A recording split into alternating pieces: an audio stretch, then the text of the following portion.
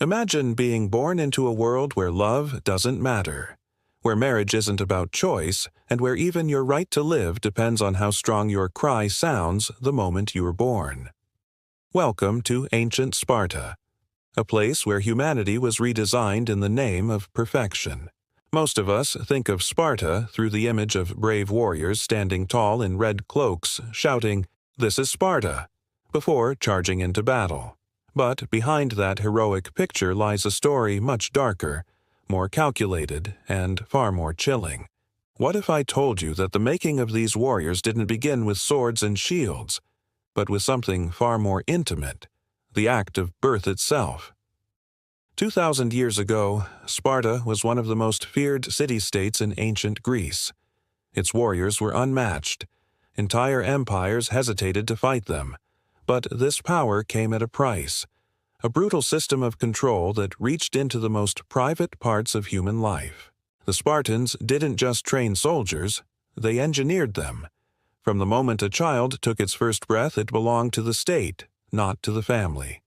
In Sparta, even love was a command, not a choice. The Spartan government believed that a perfect society could be created through selective breeding, what we now call eugenics. The state acted as the ultimate matchmaker. Men and women weren't paired for affection or companionship, but for strength, endurance, and the ability to produce the healthiest offspring. Imagine a group of stern old magistrates inspecting young men like prize horses, checking muscles, height, and lineage. They'd choose wives for them not based on beauty or character, but on strong hips and sturdy builds. To them, marriage was biology.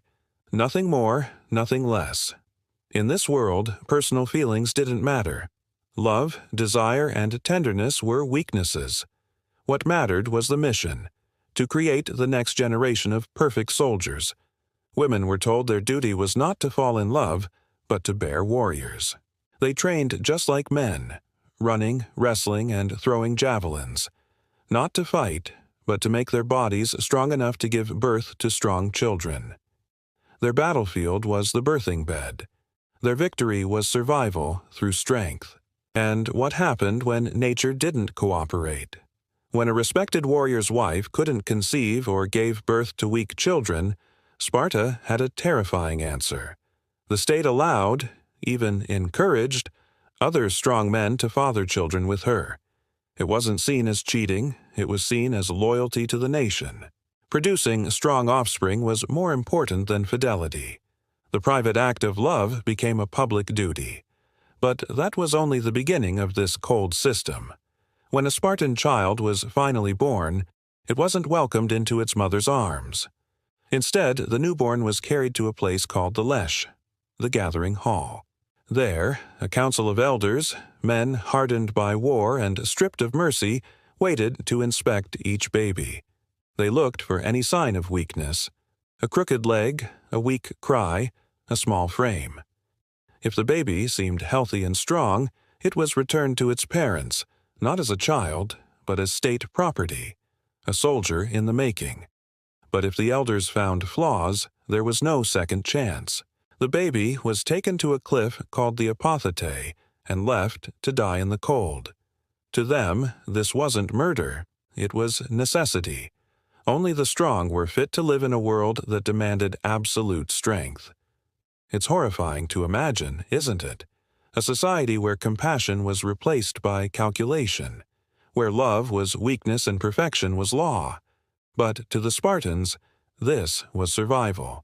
They were surrounded by enemies and outnumbered by enslaved people called helots, 10 to 1.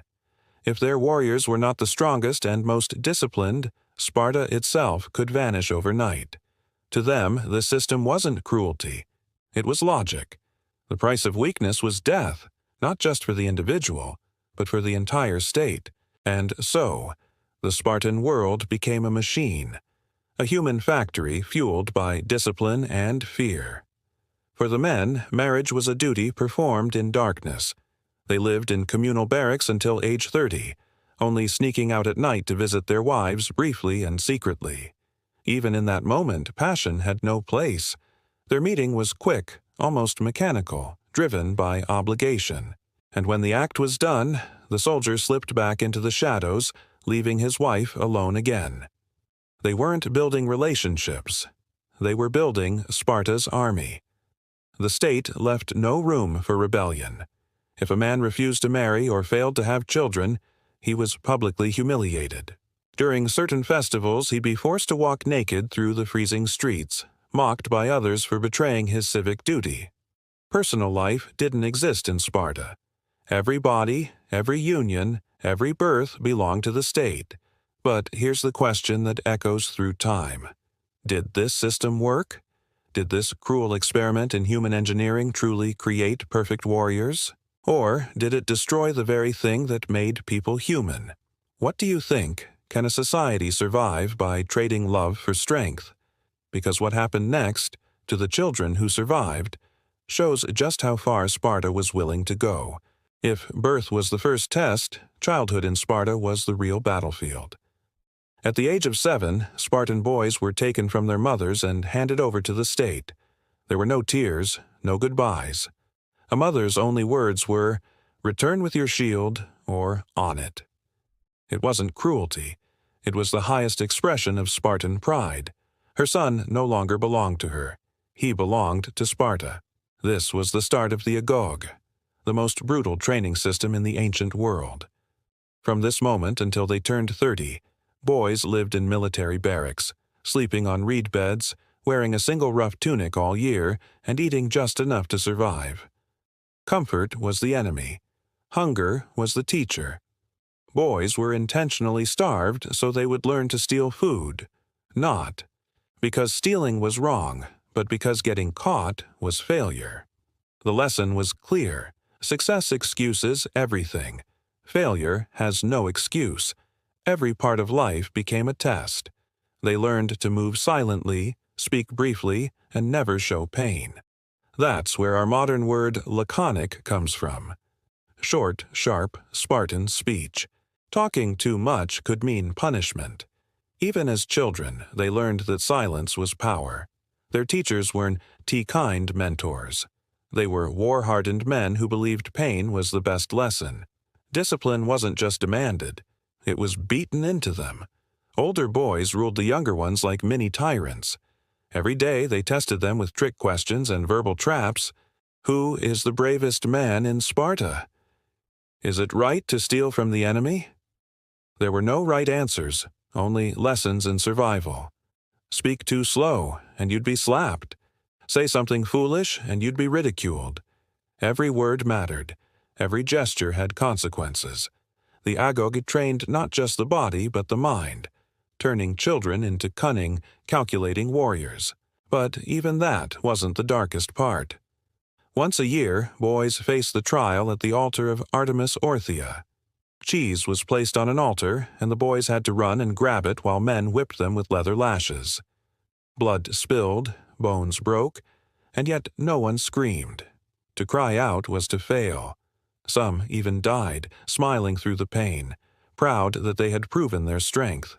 This ritual wasn't about cheese. It was about control, about proving that fear and pain had no power over them. When they reached adulthood, the strongest were chosen for something even more terrifying, the Cryptia. It wasn't an army, it was a death squad.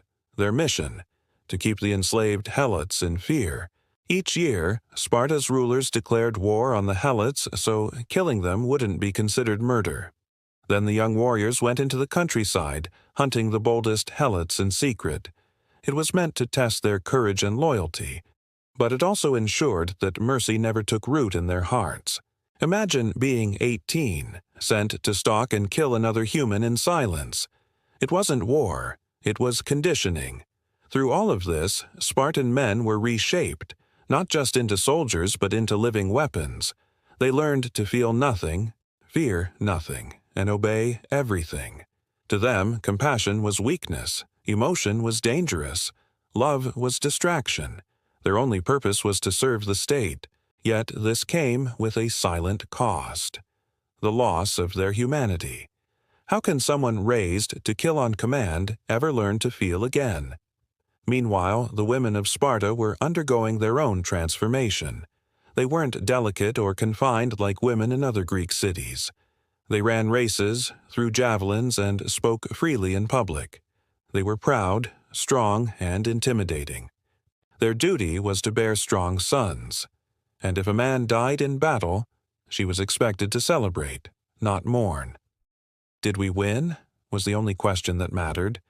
This strange balance of male and female strength made Sparta unique, but it also made it fragile. Every life was planned, every child assigned a purpose before birth. There was no room for failure, no space for individuality, and in that perfection lay the seeds of its own destruction. What do you think? Can a nation built entirely on discipline and obedience survive the test of time? Or does a society that kills emotion end up destroying itself from within? Because as powerful as Sparta became, its perfection carried a fatal flaw, one that would lead to its downfall. For 3 centuries, Sparta stood as the greatest military power in Greece. Its soldiers were feared, its women respected, its discipline unmatched. The system worked, at least on the surface, but beneath that iron perfection, cracks began to form. The very breeding system that once made Sparta strong was quietly tearing it apart. Every Spartan birth was a calculation, every child a product of selection. Weak babies were left to die, and only a small number of citizens were considered pure Spartans. Over time, this created a shrinking population. There were fewer and fewer warriors to defend the city. Every death in battle was a tragedy not just for the family, but for the entire nation. Sparta couldn't replace its heroes fast enough. Other Greek cities could rebuild their armies in a generation. Sparta could not. The same system that made them elite also made them extinct. And then came wealth, the one enemy Sparta never trained for. After defeating Athens in the Peloponnesian War, silver and gold poured into the city. Luxury replaced discipline. Land and power concentrated in the hands of a few. The warrior code that once united them began to fade. The sons of soldiers grew softer. The simple iron bars that once served as Spartan currency were replaced by coins of gold. The proud equality that defined their society began to rot under greed. The final blow came at the Battle of Leuctra. The Theban general Epaminondas used a new tactic, concentrating his forces on one side instead of spreading them thin. It was innovation versus tradition, flexibility versus rigidity. The Spartans, trained to fight one way and one way only, couldn't adapt. Their king fell in battle, and their army was crushed.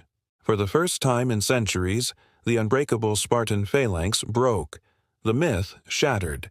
The machine stopped working. After that, Sparta never recovered. Its population continued to shrink. Its ideals became outdated. The city that had once ruled through fear became a curiosity. By the time of the Roman Empire, Sparta was little more than a tourist attraction. Travelers came to watch reenactments of old rituals. Boys being whipped at altars, men training in mock battles, relics of a world that had destroyed itself in the pursuit of perfection. But even as it faded, Sparta's story survived, as both legend and warning. A legend of bravery, discipline, and strength, and a warning of what happens when a society values perfection more than compassion.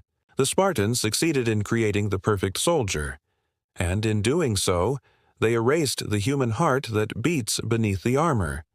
It makes you wonder, what does it really mean to be strong? Is strength just the absence of weakness? Or is it something deeper? The ability to protect without losing your soul. The Spartans believed perfection was survival, but in the end, it became their doom. They bred out weakness, yes, but they also bred out empathy, flexibility, and love, the very things that make humanity endure. Today, we still remember the 300, the brave warriors who stood against Persia at Thermopylae. Their courage was real, their sacrifice legendary. But behind that legend lies the truth of a society that built its greatness on pain and control. Sparta reminds us that even the strongest civilizations can fall, not from invasion, but from within. So, what do you think? Was Sparta a vision of human perfection, or a cautionary tale of human obsession? Could their methods ever be justified by their results? Or does their story prove that strength without humanity leads only to ruin? If you found this story as fascinating as it is chilling, don't forget to like this video, share it with someone who loves ancient history, and tell us in the comments